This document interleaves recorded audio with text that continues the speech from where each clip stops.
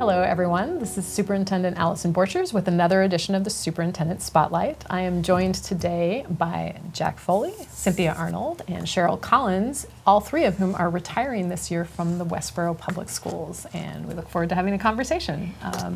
So I did a little math, and between all of you, you have a total of 62 years of collective service in Westborough, which is pretty impressive. So I wanted to ask a couple questions to everybody, and one of those questions is, what sort of in your mind and experience was the biggest shift that happened in your time here, either in Westborough or your career in education? So Cheryl, do you want to kick us off? I think the biggest shift was when I first started teaching here. Westborough was very Caucasian, and now it's so beautifully diverse. Yeah. And we didn't have neighborhood schools, so if kids had certain learning profiles, they didn't always get to stay in their schools, and now they get to, and they get to stay with their friends and their siblings, and I think that's awesome. That's wonderful. How about you, Cynthia? I think technology had a lot to do with a lot of the changes that we saw.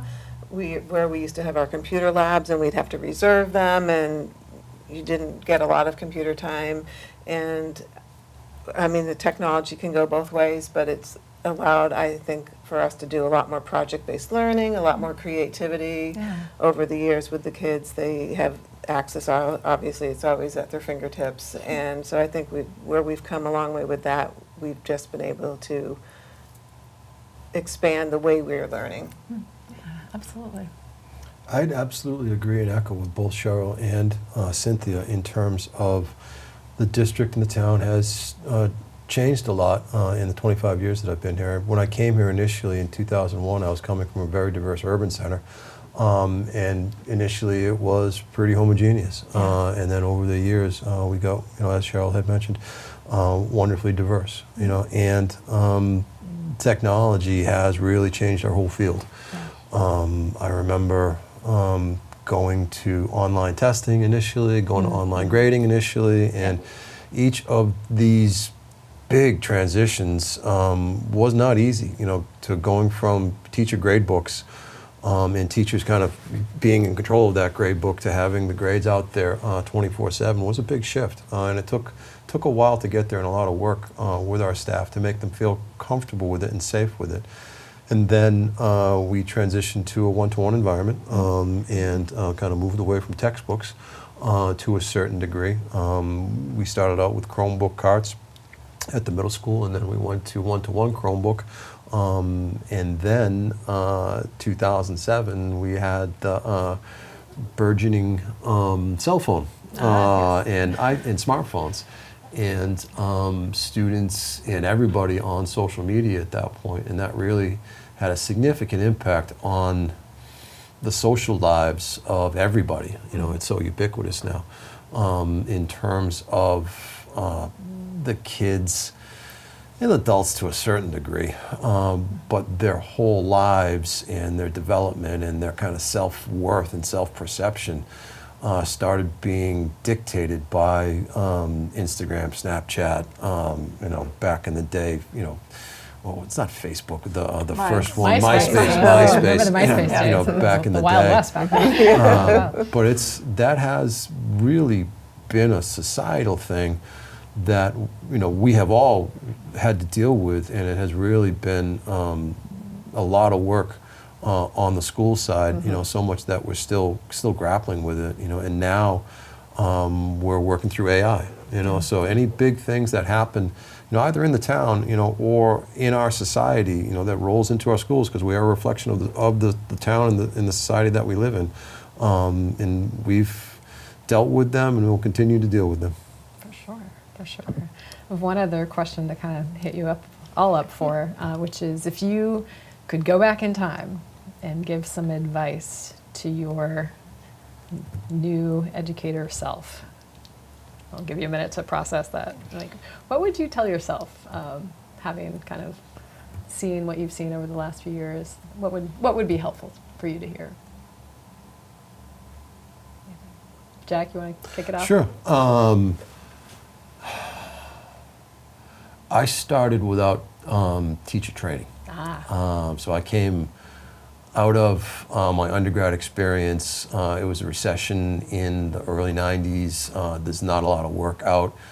So I came right from subbing and coaching and got dropped into an interesting experience without a whole lot of training. Yes. So one of the things that I've certainly learned and share with our new folks, and there's a predictable trajectory of new teachers. Everybody goes through the same thing. Yeah. But what I would really reinforce, and I try to share with all of our staff, is be kind, be predictable, make it fun. Yeah. And part of making it fun is challenging the kids in a way that they can be challenged because they want to be challenged. They want their curiosity piqued on a regular basis. They want to work hard. You just have to create a set of circumstances where they can work hard and they can develop esteem and curiosity and everything. And that's your job to create those situations. It's not your job to talk at them. And that's one of the big hurdles that new teachers oftentimes face, is they feel it's their job to talk, and not your job to create a situation where the kids are talking and discovering the learning. So that is what I would definitely tell Jack Foley from 34 years ago. It's the stop talking, let the kids talk. Yes. Yeah. I kind of was in the same situation as Jack. I went to school for finance, and that's what I got my degree in. And then later, when I was in my late 30s, I decided to make a career change because I want to be basically on the same schedule as my children, and they were young at the time, and that's when I started working at Mill Pond. And very regimented in the field I was in, but just to sit, slow down, like give them time to learn. Everything's not boom, boom, boom. And I try to tell my students all the time, everybody learns a different way on a different day. We're all gonna go to the end. We're all gonna get to the end. Yes. But what might take you 3 weeks to master, somebody might do it in a week or a day or whatever. But you're gonna get it. And so just not to get wrapped up in, you have to memorize this or you got to get that. You'll get it, and try to make them feel comfortable that, they're gonna be fine. It's gonna be okay. Yeah, I love that. The struggle's real, but you'll be fine. There you go, Cheryl. Hi. So I went to, I finished college as being a teacher, and then I stayed home for 15 years. And then I decided that I wanted to go work at the New England Center for Children. So, and then when I transitioned to the Westborough Public Schools, it was very different because that is, very regimented, and it has to be. But what I would tell myself is, even with all the changes that we've had, the 5 and 6-year-olds are still 5 and 6, and they need to play, and it's our job to teach them the curriculum that the state and the federal government are mandating, but to make it play-based and to make it fun, and never forget that they're just little people. And our class mantra is it's okay to make mistakes, and I am a firstborn, and I do not like to make mistakes, and I don't like to feel dumb. So I work really hard to teach my students and myself that it is okay to make mistakes and just own up to it and move on. Yep. I love that. And actually, you anticipated a thing I was going to ask you specifically, which was about that when we think about, I think about my own kindergarten, I have no idea what I learned, but I had a great time. I was popping around doing stuff. I think we took naps, it was wonderful. And there are real kind of challenges in terms of thinking about, you've got standards that you're supposed to be accountable for. There are sort of really important early literacy and math skills that you're accountable for, but you also have this thing about kids and their development. Have you found something that helps you kind of navigate in between those? So when I first started working in Westborough, I taught first grade. Nice. Back in 2000. And now, I find that what I teach in kindergarten is what I used to teach in first grade. Yeah. So that's, we had half-day kindergarten, now we have full-day kindergarten. So I love Makerspace because it's a great way, especially in science and social studies, for kids to really just use their curiosity and their sense of wonder to figure out the world around them. It's harder in phonics and math, but you can still make things fun and center-based. Yeah, I like that. It's just so that it's more exploratory and kind of child-centered. That is wonderful.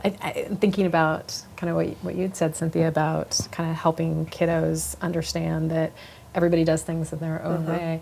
I think about that role, that paraprofessional or ESP role. We've kind of renamed it. And I think a lot of people don't understand how important that role is. And I'm curious, kind of as you navigated that and kind of worked through being in that role, and you weren't always in that role, is that right? Right. You did different roles, but what's something you would want people to know about what the paraprofessionals know and see that maybe other people don't? I want to jump in. We cannot function without you guys. Well, I appreciate We it. can't. I appreciate it. We can't do our jobs, Yeah. and the kids can't learn without you guys. First and foremost, like at the beginning of the year when, we're in I'm in a class, I don't like for the students to know who I'm there for. Yes. I never like that I like to be in there and I'm there for everybody. Yes. But then I'm watching and I'm sitting back and knowing when a student's struggling. And we try to do it discreetly and give them whatever help they need to make them successful, whether it be, I love math and I always, the kids have their homework, a little bit of homework in 5th grade. I am in the 5th grade and have been for the whole time I've been there. And so, you know what, I'm there in the morning for them. You need math help? They're usually at least 2 or 3 lined up at my desk. And I want them to feel comfortable to learn to advocate for themselves. And I don't want to be the one, I think you need this. I want them at that age to start learning what they need to do.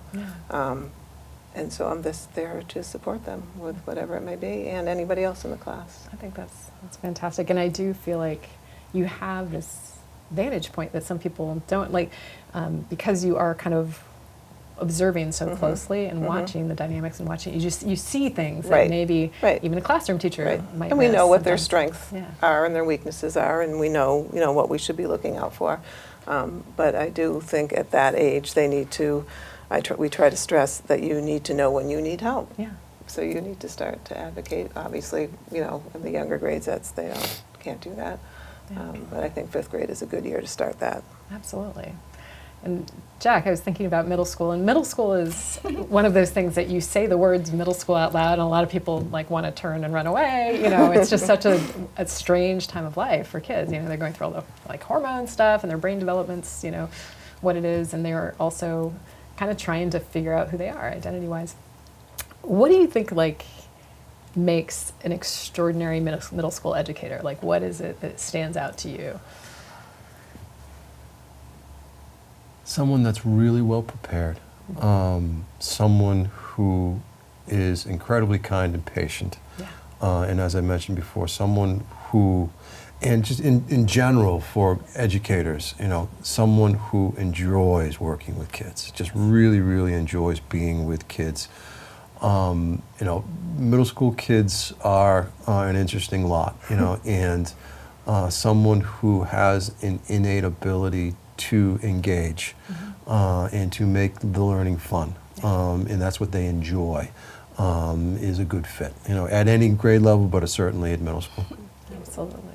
I once heard a guy, Michael Thompson, is his name, he did a lot of research about boys, and particular educational needs of boys, basically said the greatest gift any parent could hope for is that your child's teacher is just interested in this developmental moment, whatever it is, that they're kind of into it, which I thought was really cool. Cynthia, I wanted to kind of come back to you and think about that trust building. How do you get to that place where kids are lining up at your desk in the early morning, showing up early to do math with Mrs. Arnold? Just letting them know I'm available and that I'm always there. And sometimes it takes them quite a bit of time. Sometimes it takes them not being successful, for a couple months sometimes, and then just keeping on them or whatever. I did, and along the way we're trying to teach them other things. I remember years ago I had a student, and she was a little demanding, and she would come up to my desk and they're like, this is what I need. And I was like, you need to say please and thank you. And it took her till January. Okay. But one morning she came up to my desk and she said, Mrs. Arnold, can you please? And I was like, she did it. It's January, but she did it. So just not giving up on them and just consistently being available for them. Yeah, I like that. That sort of planning and consistency, just showing up the same way. That is fantastic. I was thinking with kindergarten, a big piece of the puzzle is not just students, it's their parents, especially Yes. first-time kindergarten parents. And how much of your job was helping them make that transition happen? It is hard because, especially with the apps now in daycare and pre-K, where you can see pictures and you get real time. Your child just had a dirty diaper, or they just ate, and what did they eat, and you send pictures, and parents are like, "Do you do that?" I'm like, "Nope, I don't.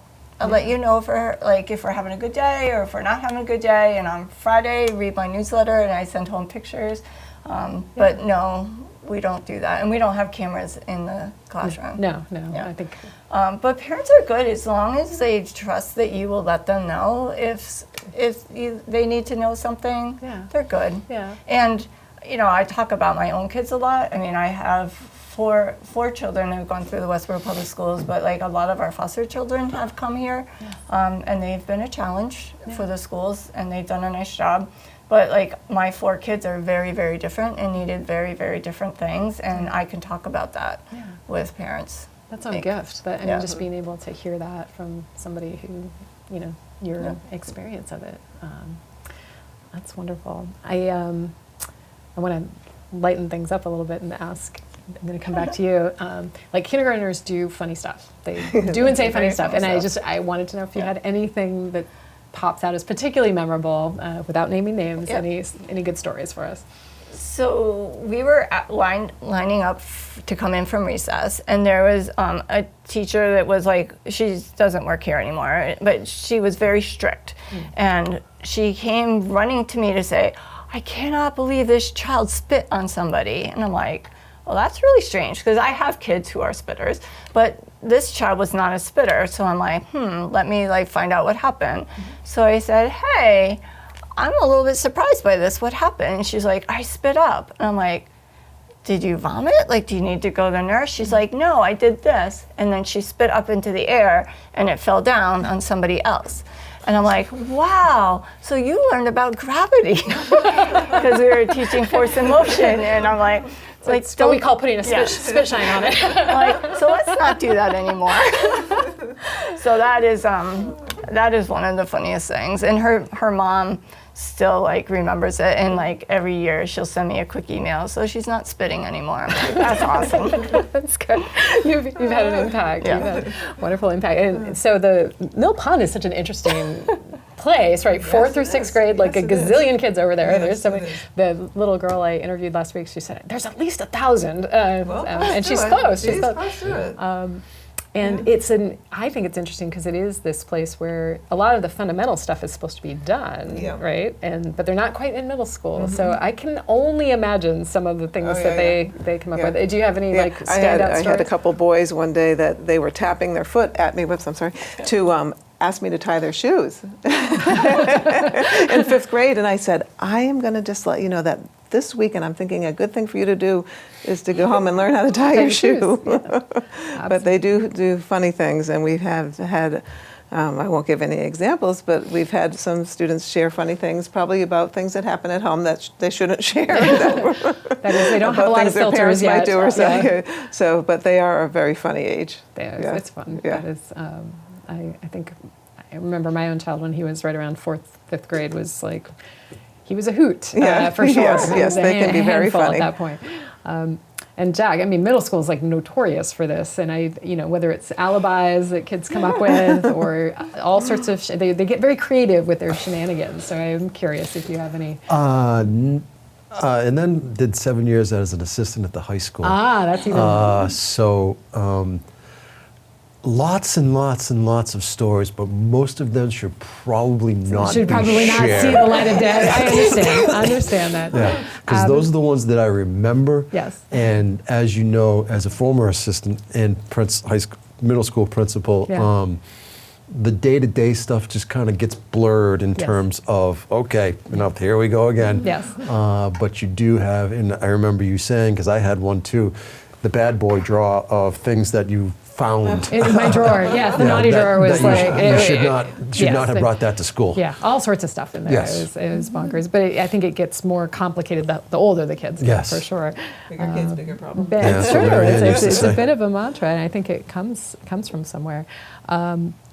I'm trying to think if there's other specific questions. I guess maybe I'll ask this one kind of final question just to kind of wrap us up today. Thinking about how this work, I feel like we've gotten to hear from your colleagues kind of how this place is different because of you.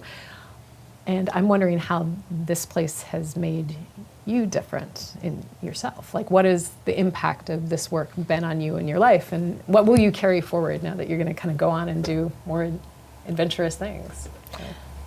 So when I first applied for a job in Westborough, I didn't get it because the person that was on the hiring committee didn't think, because my 3 daughters were very bright, that I wouldn't know how to work with kids who didn't know anything, or that it took them a really long time. So we went off to the state of Washington.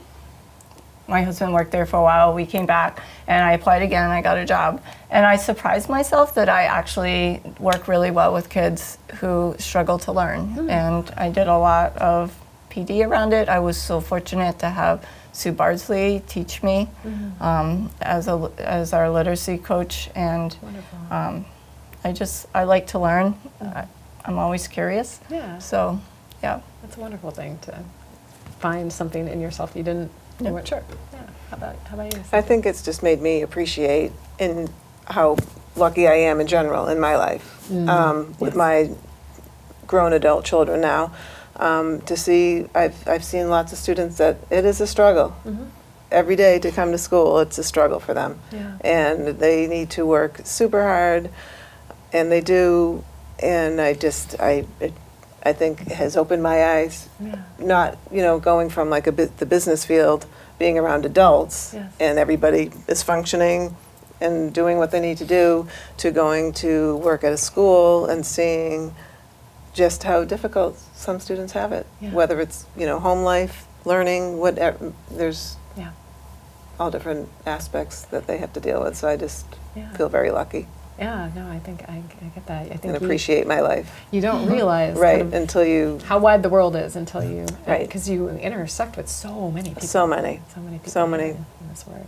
Just wild. How about you, Jack? I would absolutely echo Cynthia in terms of gratitude and having the opportunity to work with outstanding professionals who push you to become better on a regular basis.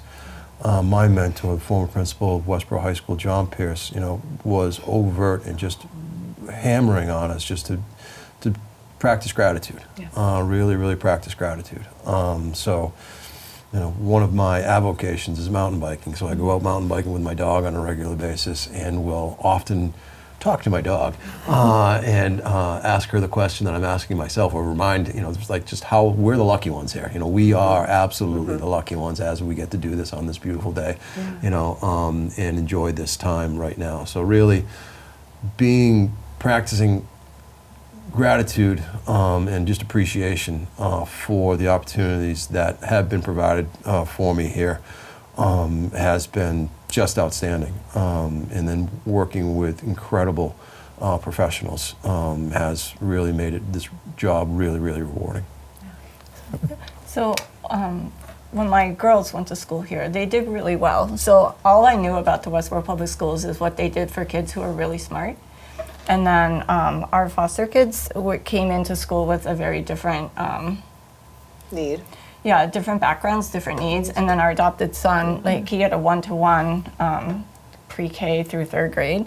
So I got to learn the different side of Westborough and how much people like you made his life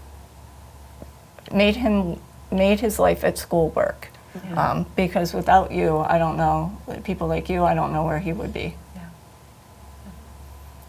It really is an incredible it's an incredible vocation, right? Yeah. And the fact that it takes everybody, all these pieces to Yeah. make it work, I think Definitely. is one of the remarkable things about Yeah. it. So I'm going to sneak one last question in. What's next? What are you up to next? Well, my son is only going to be a sophomore, so I'm around for like 3 more years, but I'm taking a painting class and yoga, and Kelly and I want to do another long distance hike. So, and my kids are trying to adopt a toddler, so we're very excited about being grandparents. Congratulations. That's wonderful. What's the long distance hike? I'm a hiker in the family. So we, Kelly and I hiked the Appalachian Trail in 2016, and I would like to do the Ireland Way. So Fantastic. I come up with these ideas, and he figures out how to make them work. That's a good partnership right there. That's great. What are you up to, Cynthia? Well, the summer I think is just going to kind of go as what we normally do in the summertime, and I don't think it'll probably hit me till like September Yes, or yeah. October. My husband is semi-retired, so I think we're just going to start being able to plan some trips to go away and enjoy not having a schedule. Yeah, I've heard that, like, the fact you can travel during that time of year Travel when at not other everybody else in the times. world is traveling sounds like very and just to appealing. have the freedom to do that. Yeah, Yeah, absolutely. yeah. Absolutely. Jack? I know my wife Denise is very much looking forward to not traveling on the Saturday of February vacation. Very much looking forward to that. Yes. No immediate plans. I mean, as you know, as a former principal, the end of the year is just a flurry Yes. of activity. We are go, go, go, go, go, go, go. Yeah. And transitions are tough Yes. for the adults, for the kids. Excuse me. So it's been a little busy at the middle school. Yeah. Nothing bad, but we've had, even the other day when we were discussing the weather and the, oh yeah, okay, we got a tornado watch. Yeah. What do we do with that? Yeah. And just stuff like that's been super busy. So on July 1st, after a successful transition to Dr. Connery, we've been working together closely for a while. I'll be working on our schedule for the next week or so until June 30th, and then it's time to start figuring stuff out on July 1st. I appreciate that. Well, thank you all so much for being willing to come in and do this. I really appreciate it. I loved that the 3 of you in particular were willing to do it, just because you represent such kind of different roles, but all really integral roles and things where I felt like this is going to be a good conversation, and it was, and I'm grateful for that. So Thank you. Thank you. And thank you all, and I look forward to joining you next time for Superintendent Spotlight.